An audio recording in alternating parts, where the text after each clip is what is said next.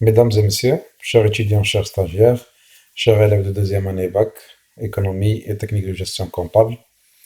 Alors aujourd'hui, on va traiter un deuxième exercice d'application sur les agrégats de l'économie nationale.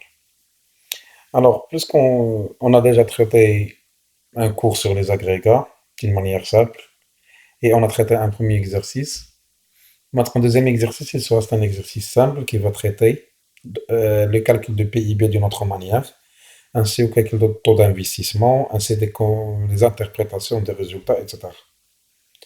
Donc, on va commencer avec l'exercice. Alors, donc, on a l'exercice, il comporte les éléments, les agrégats, ou là, les indices global de macroéconomique pour l'année 2013 et 2014. On a pour 2013, on a le PIB, on n'a pas, ce qu'on va chercher après. On a les dépenses de consommation finale, c'est 689 954. On a ce qu'on appelle l'investissement brut, la formation brute des capitaux fixes. On a la variation de stock, il peut être positif ou négatif. On n'a pas de revenus et transferts net de l'extérieur. On a le solde des échanges extérieurs des biens et services, les exportations moins les importations. C'est X moins les M. On a les revenus nationaux bruts disponibles.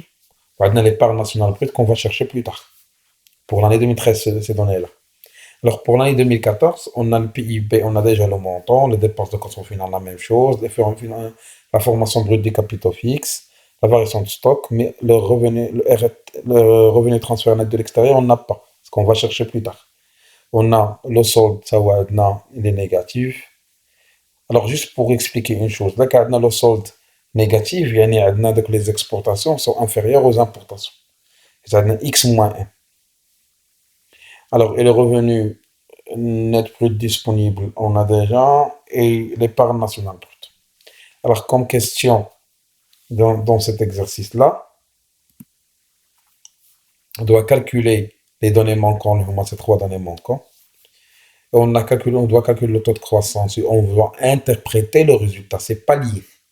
Lorsqu'on parle d'interpréter, on va dire pourquoi on a un taux de croissance d'une telle chose, pourquoi et quelle est la raison. Et à la fin, on va calculer le taux d'épargne et le taux d'investissement pendant les 2 années, pour 2013 et 2014. Alors, on va commencer pour calculer les données manquantes. Donc, pour le calcul des agrégats, premièrement, on va calculer le PIB. Alors, on a une formule, plus qu'on a les données, à travers les données, c'est par quelle formule on va travailler. Le PIB, il y a plusieurs formules pour calculer le PIB.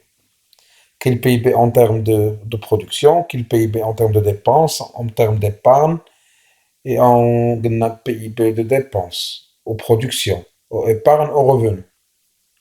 On les a montrés la séance dernière, la séance d'avant-dernière, notre tableau, on a bien calculé les choses.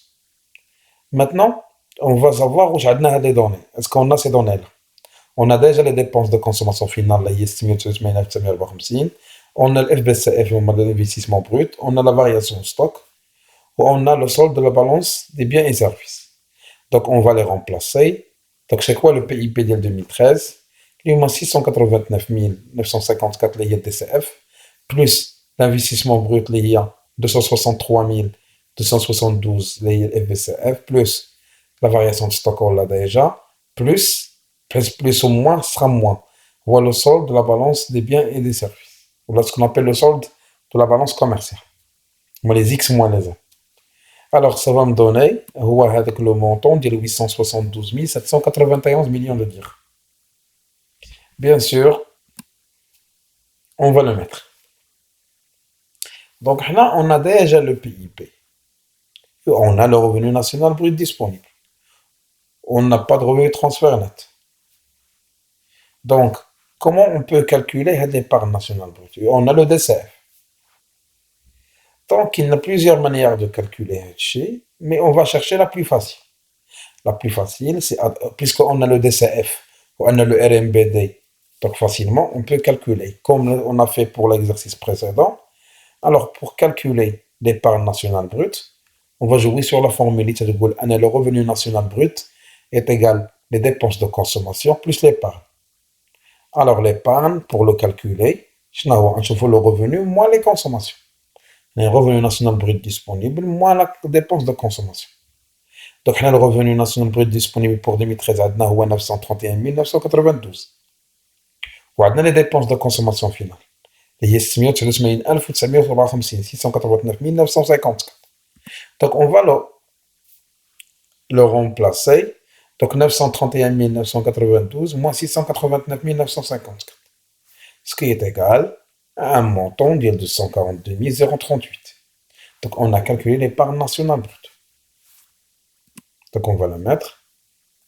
Maintenant, les données manquantes, les mois revenus et transferts nets de l'extérieur, RTNE. On a le revenu national brut disponible. Et on a le PIB. Donc on va chercher le revenu et transfert. Bien sûr, il y en a une formule qui stipule que le revenu national brut disponible est égal le PIB plus revenu et transfert net de l'extérieur. Donc, c'est quoi le revenu et transfert net de l'extérieur? C'est le RNBD moins le PIB. Donc RTNE, revenu et transfert, le RNBD moins le PIB. On a déjà le RNBD, c'est 965 133. Et on a déjà le PIB, la 904. Facilement, on va le remplacer. Donc, ce qui est égal à 60 611. Donc, on va le mettre. Donc, facilement, on a pu calculer des agrégats. C'est-à-dire, si on maîtrise les formules. Si on ne maîtrise pas les formules, on ne peut pas calculer les données.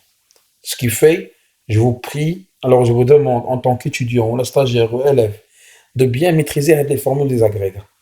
Parce que les examens, vous n'aurez pas, ou là, dans votre analyse macroéconomique, donc on ne va pas tolérer qu'on vous ne maîtrisez pas les formules. Alors moi, je l'ai déjà donné dans la première vidéo, à la fin de chaque partie, que l'on a des formules d'IALA. C'est ses propres formules. Afin de bien cerner les formules. Maintenant, on va passer au calcul de taux de croissance. Puisqu'on a le PIB de 2014 et le PIB de 2013, facilement, on peut le calculer. Alors, c'est quoi le taux de croissance de 2014 par rapport à 2013? Il y a le PIB de 2014 moins le PIB de 2013 divisé par le PIB de 2013 fois 100. Là, on a déjà le PIB de 2014, on a le PIB de 2013. Donc, facilement, on peut calculer. Donc, il y a 904 522 moins 872 791. Alors, le PIB 2013, c'est la même chose, fois 100. Ce qui est égal à un taux de croissance de 3,6%. Donc, parce que le PIB 2014 est supérieur à 2013. Mais du coup, en plus, on parle de croissance. Supposons que je le taux moins, donc nous avons le mot croissance. Nous avons ce qu'on appelle la récession. يعني الركود الاقتصادي ماشي النمو الاقتصادي تنقولوا ركود. Donc on parle de récession économique. Mais puisqu'on a plus, on parle de croissance économique. Maintenant pour lire, interpréter les données, quelle est la chose qui fait un taux de croissance il augmente? Bien sûr, parce qu'il y en a l'apparition des revenus et transferts.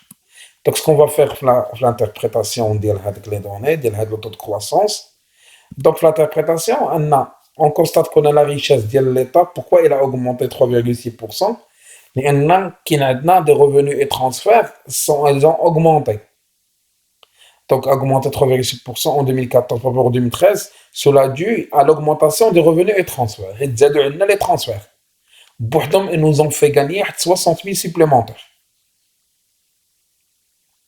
Alors, si on peut lire ensemble, qui constitue le PIB, il y a le DCF. Le DCF, ce sont des dépenses de consommation. Ils ont augmenté, ça va quelques. Les formations de capitaux fixes, c'est 10 000. Mais qui a constitué la majorité de l'augmentation? Alors moi, le revenu et transfert. Moi, qui a constitué une grande différence.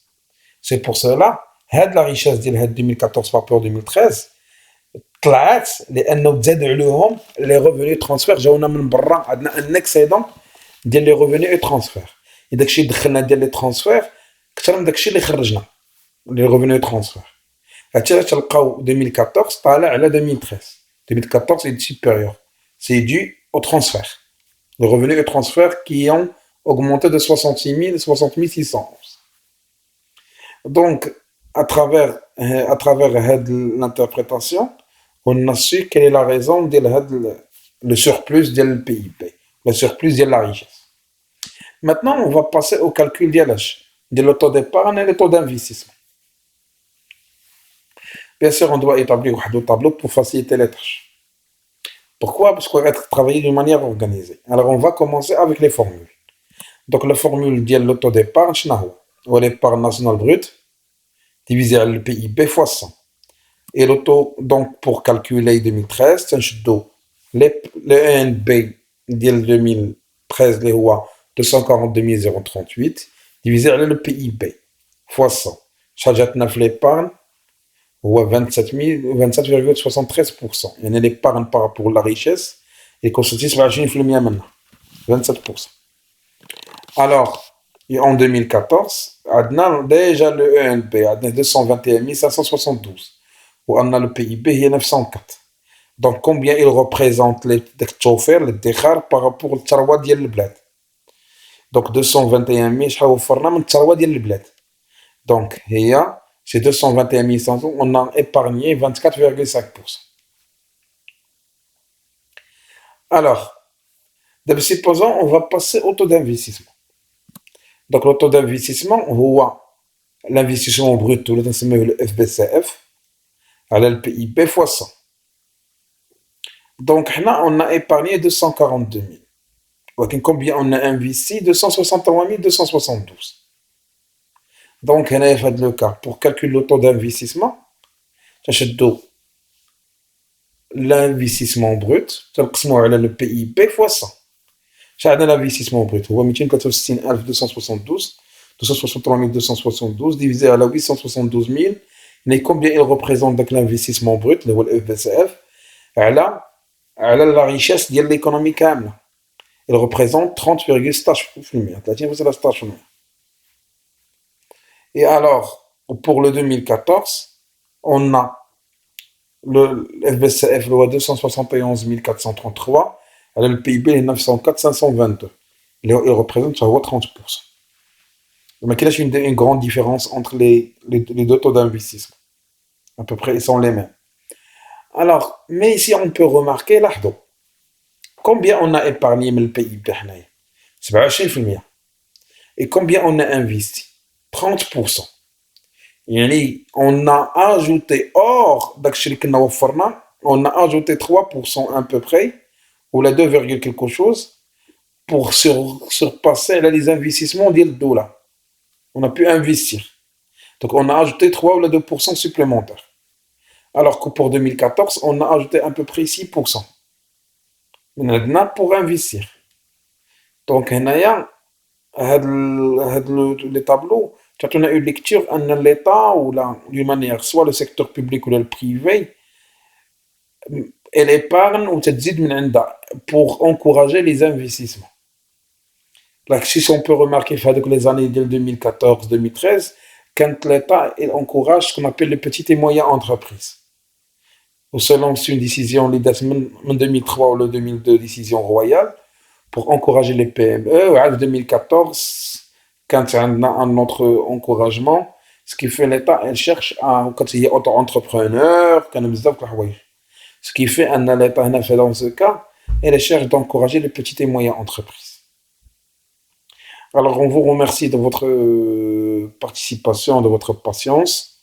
Alors, on va se voir dans une prochaine séance sur laquelle on va traiter les régimes de marché. Alors, bonne soirée et à la prochaine.